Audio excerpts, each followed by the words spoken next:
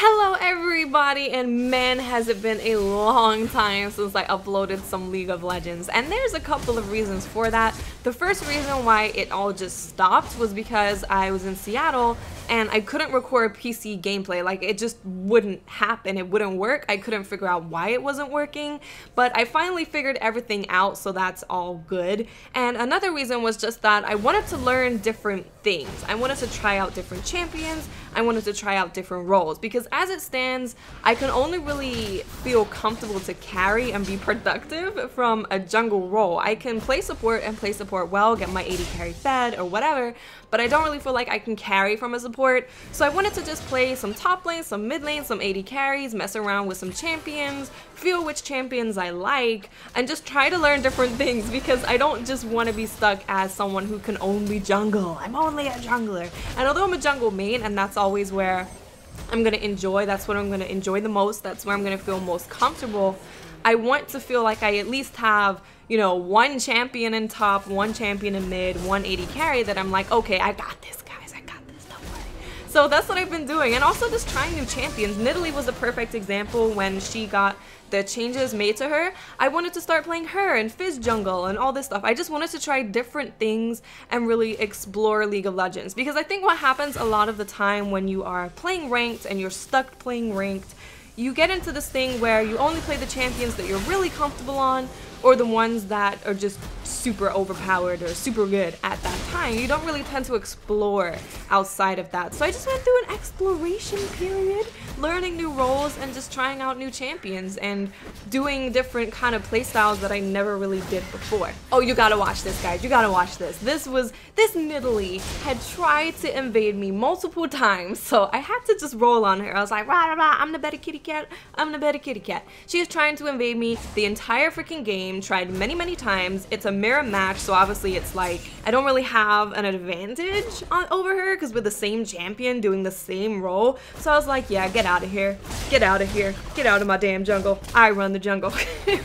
But like I was saying, I just wanted to explore different things, right? I wanted to take League of Legends and go back to like when you first start playing League and you're trying out all these different champions and trying out different builds and different roles and champions and roles that they maybe shouldn't be in, and just seeing if I could find anything that I felt was strong or that I felt I was strong on, and just see where it took me. But now I am wanting to play League a little bit more frequently. I wasn't playing that frequently for quite a long time, just because I was pretty busy. I didn't really have much time to do anything, especially when it comes to League, because games are like 30-40 minutes long, so I didn't really have time to sit down and play. Even like 2 games was too long. So now I have more time and I can play League, and I can actually record League because the computer wants to do it for me, and I can upload some League content for you guys that actually enjoy watching my League content. So now to talk a little bit more specifically about the video that we're actually watching, that I'm actually presenting to you guys, and that is Jungle Nidalee.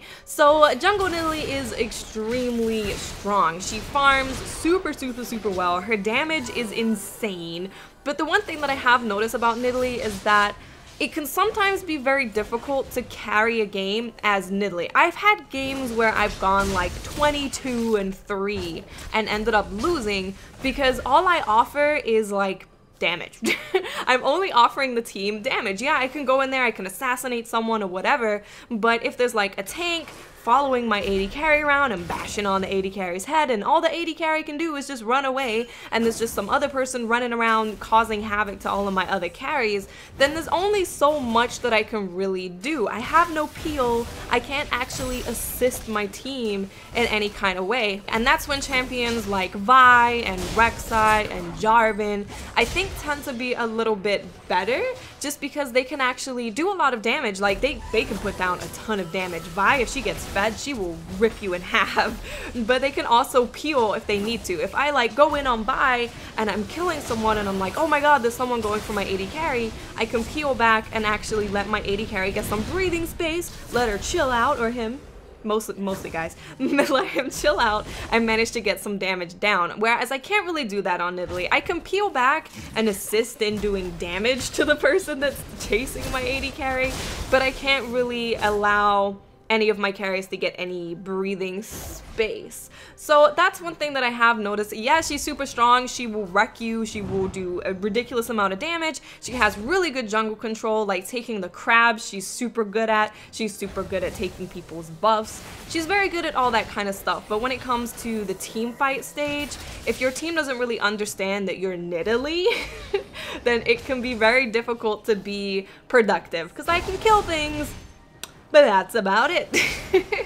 So for anyone that is interested in the runes and masteries that I use on Nidalee, it's all pretty standard stuff, but I will leave a link in the description to where you can go and look at the runes and masteries and copy them if you so wish. And the build that I really like to go on Nidalee is I like to go Morellonomicon, because it gives you AP and it gives you cooldown reduction, which is important for Nidalee. You obviously want ability power because you want to do more damage. It's all about just assassinating people and they're like, whoa, what happened?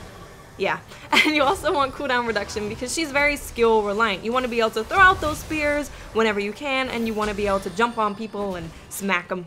So you want cooldown reduction as well. So it's just an overall really good item. The next item that I like to go on her is Zhonya's Hourglass. And the reason for that is because you are very squishy. You are not a tanky jungler. You're not one of those strong initiator people that run in there and people can bash on and you just never die.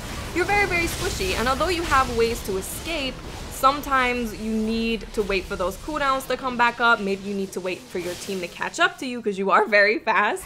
So sometimes you will jump in there and be like, oh crap, and you'll have to pop Zhonya's, and then you can jump away after the Zhonya's has worn off. So I really do like building Zhonya's on her. It also gives you a little bit of armor, which is never a bad thing. And then I just like to go Rabadon's just because it's more AP, and then I'll probably get something like Void Staff or something, just because penetration is good. Hew. Penetration is good, AP is good, cooldown reduction is good. So that's the build that I've tried and really like. And in terms of my jungle item, I like to use Stalkers because I just like slowing people. A lot of people build the pink one. I don't even know what the pink one's called because I only used to use that right at the very beginning of a game, so I would have an easy time clearing the jungle, like just an easier time because it did the AoE stun thing or whatever. But I've never actually stuck with it through the entire game. It was just an easy way to farm when it didn't cost any extra money to switch between the two.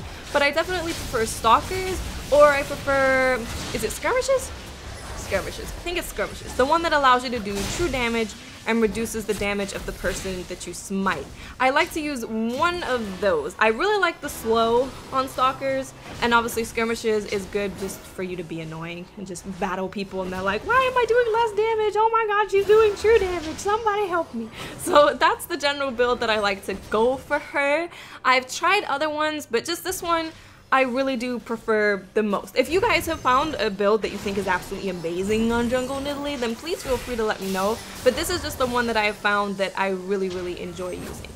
And in terms of what I focus on when I'm playing Jungle Nidalee, I really focus on taking control of the crabs, just because she does it so easily. Because when she does On the Hunt, when she hits them with a spear, they stop moving and she does extra damage to them. So she's the ultimate crab control lady. That's her job. And just being in control of the crabs is just really good, especially when you're playing with people that don't really like to ward or pay attention to anything, because it basically gives you 2 free wards. Your team can see anyone coming down the river, so it just helps your team out in general. So I try to always be on top of those because I can take them so easily, and if we have control of that, it just makes it a little bit more difficult for the enemy mid laner and the enemy jungler to go and gank people. So I really like to focus on that.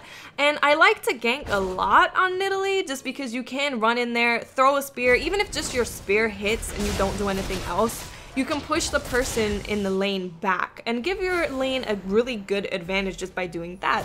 But of course she farms super fast, so you always want to make sure that you're not just sitting in a bush waiting to gank. I mean, you shouldn't do that anyway.